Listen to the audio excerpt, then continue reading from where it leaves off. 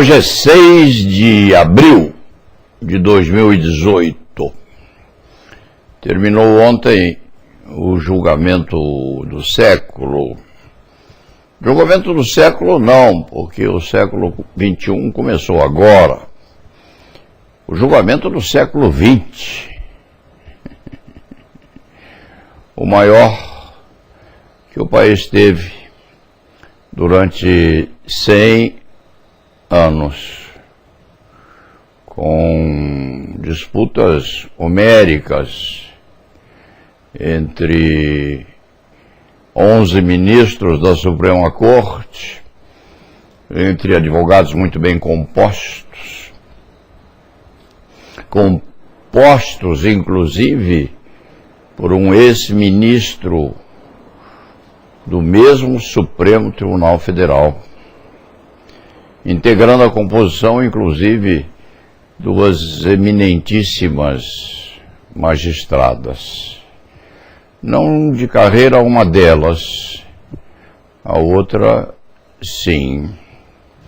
Responsáveis ambas também pela decisão que mandou ontem o ex-presidente da República, Luiz Inácio Lula da Silva, ao cárcere, parecendo definitiva, em tese, a remessa dele ao ergástulo da Polícia Federal lá em Curitiba. Prisão esta executada pelo juiz Sérgio Moro, também o magistrado do século XX, porque o XXI é muito curto ainda para se saber o que há de acontecer mais tarde, nos anos vindouros. Enfim, Luiz Inácio precisa apresentar-se hoje, até às 17 horas, lá em Curitiba. Na madrugada, já houve uma movimentação muito grande no Sindicato dos Metalúrgicos. Movimentação esta coberta por fotógrafos de todas as estações de televisão e por helicópteros sobrevoando aquele prédio e procurando captar um pedaço do rosto ou do corpo de Lula. Corpo este que tem, inclusive, uma das mãos, o cronista não se recorda bem agora qual delas, uma das mãos com 4 dedos só. Um deles foi perdido lá atrás, quando o ex-presidente ainda era jovem, dentro de uma máquina voltada a cortar e decepar pedaços do corpo de quem fosse menos corajoso ou menos disciplinado. De qualquer maneira, Lula vai ser preso num quarto de 4x4, 4 vezes 4 são 16 metros quadrados, mas um banheiro razoavelmente limpo, respeitada a dignidade daquele que já exerceu o cargo de presidente. Parece que há, inclusive, alguma medida protetiva de que o ex-presidente ou os ex-presidentes mantenham um pouco da dignidade anterior, representada pela faixa transversal com as cores do Brasil ao tempo. Agora, Lula vai ser preso, a não ser que aconteça algum acidente de percurso. Hoje de madrugada, o cronista estava a ler a vida e obra de Leonardo da Vinci.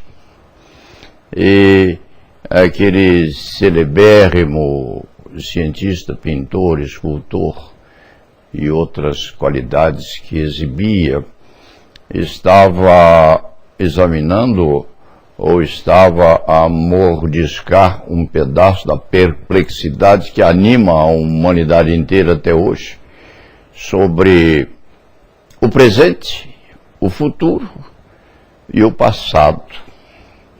E dava como exemplo daquela perplexidade uma torrente d'água passando num rio. Colocava-se um obstáculo àquela corrente. A água que passava era a primeira, mas ao mesmo tempo era a última que havia passado pelo obstáculo anteposto. Uma forma curiosa de assemelhar aquilo que este cronista sempre afirmou, que não existe o presente. O presente é intocável, o presente é inatingível, porque o presente já passou. O ser humano só tem ou passado ou projeções de futuro, ver-se-á o que vai acontecer ao Brasil, porque essa briga não acabou, gente. É um conflito muito grande, independentemente dos pecados que Lula possa vir a ter ou possa ter concretizado no passado.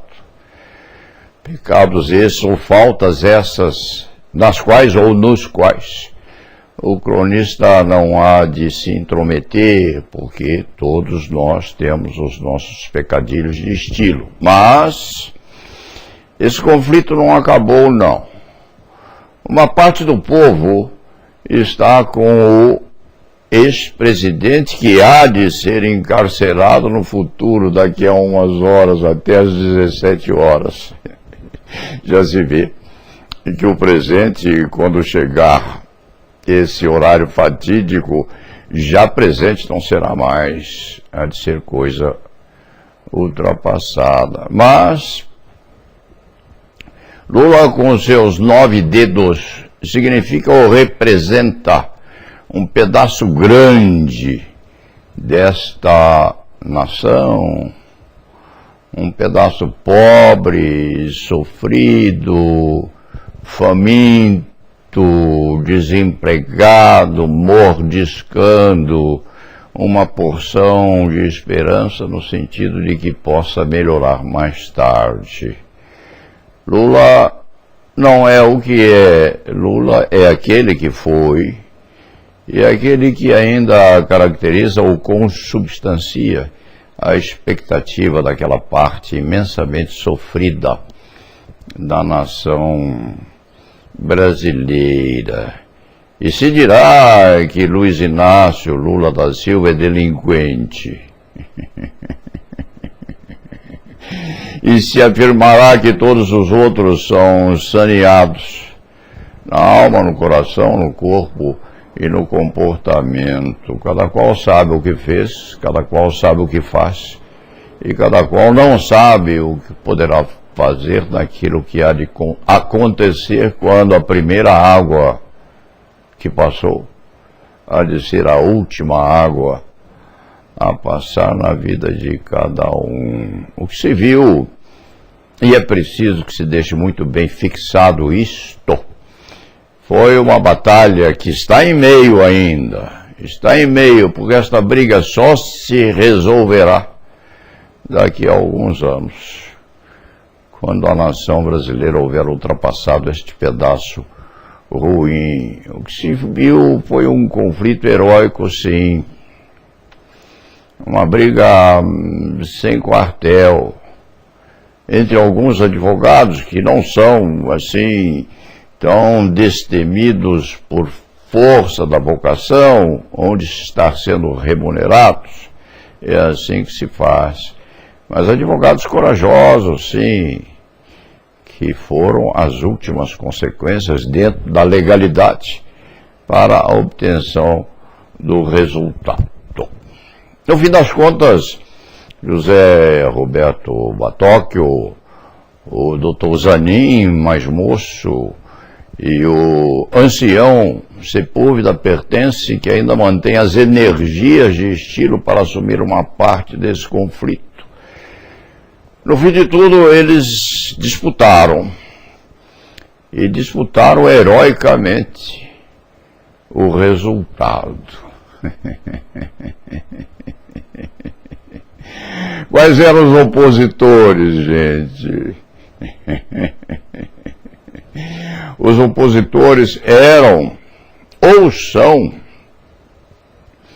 os jornais do Brasil inteiro, jornais impressos, as redes de televisão da nação inteira, a costumeira pressão exercitada de todas as formas possíveis contra o ponto de vista ou contra os conflitantes que se põem na posição oposta. E tão grande é a pressão que pouquíssimos se animaram a apontar a necessidade de equilíbrio ou de estabilidade na busca desta decisão que foi ontem, terminou com a ministra-presidente Carmen Lúcia determinando o destino do ex-presidente. Que aspecto curioso. A mulher, hoje, em condição de igualdade com os homens, é o que se pretende. É aquela que finca, espeta a adaga ou o punhal da justiça no coração do condenado. Carmen Lúcia, ontem, foi uma cesarina. Cesarina. Há mulheres que têm esse nome de registro de batismo. Cesarina. Porque normalmente ao tempo da Roma antiga, em que o seu principal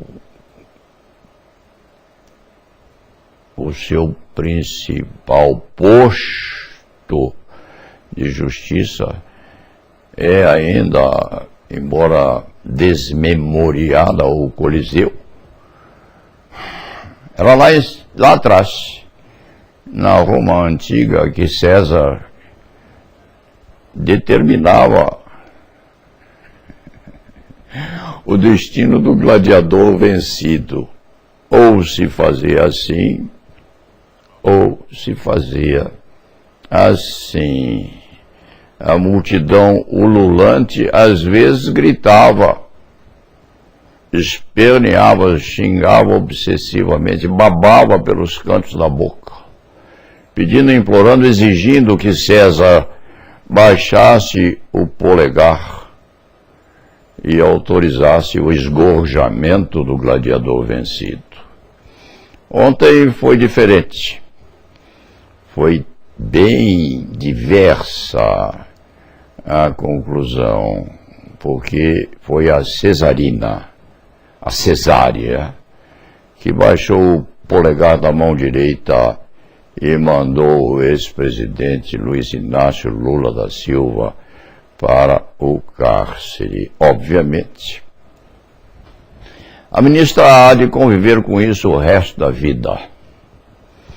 Quem mandou o ex-presidente Luiz Inácio Lula da Silva para cumprir 12 anos de reclusão, 12 anos e um mês, qualquer coisa em acréscimo, foi Carmen Lúcia, ministra-presidente da Suprema Corte, que, frente ao empate 5-5, poderia omitir-se, sim, indúbio pro réu. Não. Vergou o polegar para baixo e determinou indúbio pro societate. Há de ter pensado muito, porque estava exausta a moça. Estava com as ranhuras do rosto impressionadas dentro da face, em torno dos lábios, estava cansada, sim, porque uma responsabilidade dessa natureza faz com que o sangue se esvaia e as energias se vão. Bem ou mal, chegou ao fim. E chegando ao fim, foi a executora de Luiz Inácio Lula da Silva, atendendo aos anseios de parte da sociedade, quiçá acompanhando a quase totalidade dos jornais impressos e das televisões brasileiras, também consultando os álgures, os arautos, os velhos da corte,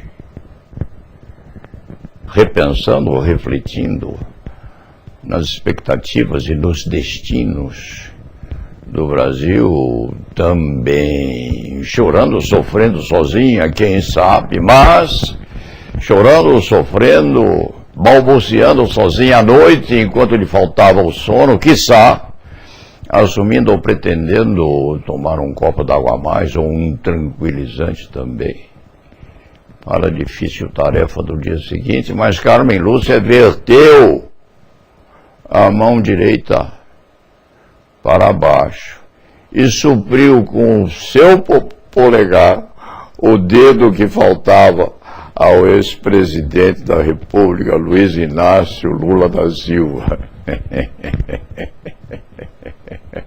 O polegar da ministra presidente do Supremo Tribunal Federal vai suprir o dedo que falta a Luiz Inácio Lula da Silva. Vai carregar isso o resto da vida, e é assim que se faz. Nós levamos as nossas qualificações, os nossos pecados pelo resto da vida. E, para terminar, é preciso que se diga que os jornais, inclusive os maiores jornais da República, entre eles o jornal Estado de São Paulo, estão sendo impiedosos com um dos maiores ministros que o Supremo Tribunal Federal já teve e terá, o ministro Marco Aurélio, que é denodado, corajoso, destemido, briga sozinho às vezes, é voto único entre os 11 do Supremo Tribunal Federal. Ele brigou sim, disputou o seu ideário, conflitou com a presidente do Supremo Tribunal Federal também, e foi obstinado, porque a presidente se põe como opositora. Ali no Supremo Tribunal Federal não há sexo masculino ou sexo feminino, a toga é unívoca. A toga de um juiz ou de uma juíza não tem braguilhas, ela é unissexo. E nesta condição, a ministra Carmen Lúcia usou o seu pedaço de opção, que foi determinante, e teve o conflito instaurado, sim, com o ministro Marco Aurélio, que não teve medo de afirmar aquilo que era preciso dizer.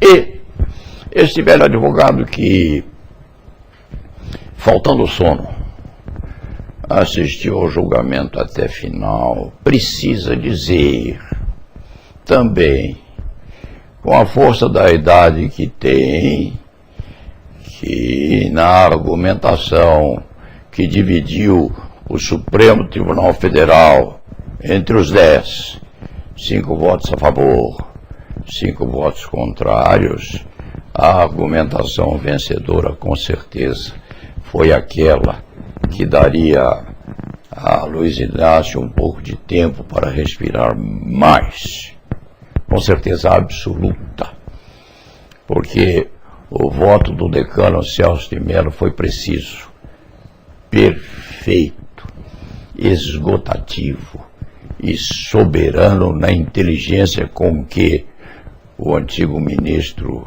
se manifestava.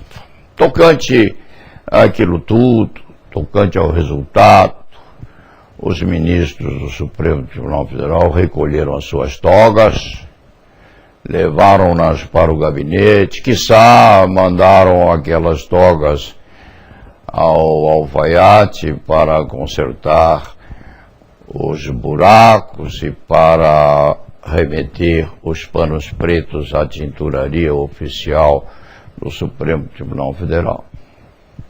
Vestiram suas roupas de passeio e foram descansar. O ministro Gilmar Mendes foi a Portugal porque precisava estar lá. A ministra que secunda Carmen Lúcia, representando o sexo feminino, também deve ter voltado à sua terra, se em Brasília não restou. Os outros foram buscar um pouco de tranquilidade e paz sob uma árvore frondosa, na chácara, no sítio à beira da represa. E Lula vai para o ergástulo da Polícia Federal. Este advogado tem, quem sabe, um pouco de perplexidade ante o silêncio da ordem dos advogados do Brasil. Sua inscrição em São Paulo é 13 mil e qualquer coisa. É 13 mil e qualquer coisa porque não tinha dinheiro quando moço para inscrever-se a tempo certo depois de formado. Talvez fosse 9 mil e qualquer coisa, 10 mil e qualquer coisa, 7 mil e qualquer coisa, mas lhe sobrou um número fatídico, 13.439.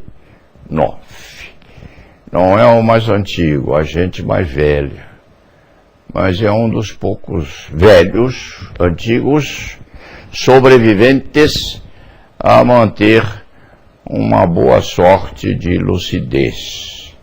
Este advogado não é amigo de Luiz Inácio. Não votou em Luiz Inácio quando o metalúrgico se candidatou e venceu a presidência. Não lhe garantiu a supremacia de votos, não fez campanha, não o viu pessoalmente, não o abraçou, não fez parte do seu séquito, nem dos seus opositores. Mas o metalúrgico é brigão. Esse velho flibusteiro da advocacia criminal tem uma paixão por aqueles que lutam quando estão em menor composto para a guerra.